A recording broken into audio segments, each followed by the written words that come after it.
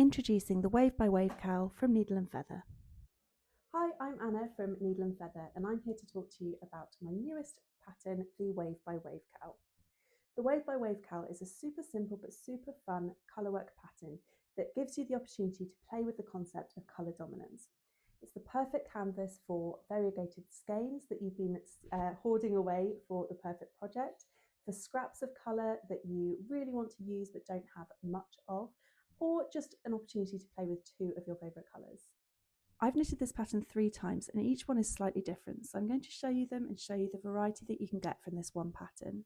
So the basic unedited version of this pattern is that you have the colour change running up the cowl, and then at the top and bottom you have an I-cord edge to give it a really nice finish.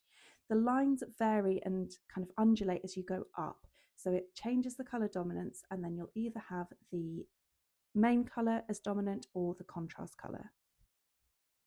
The inside of the cowl is really beautiful. You can see the kind of really short floats. They only float for 1 stitch at a time, and it just gives a really nice effect. And even though it is about 24 degrees, I'm going to put this on to show you, hopefully without ruining my mic.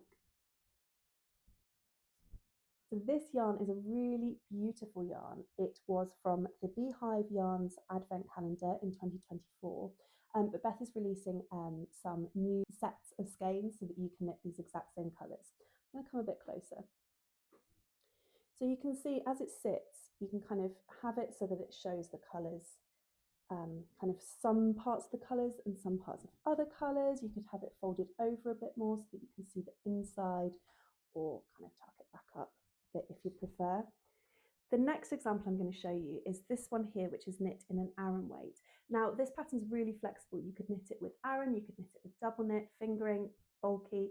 It's really up to you because the process and the concept stays the same when you're knitting. I'm just going to come a bit closer. This is a West Yorkshire Spinners Croft yarn, which is the teal, and it's knitted with a really old skein that I had from Pigment and Ply, from part of her William Morris collection.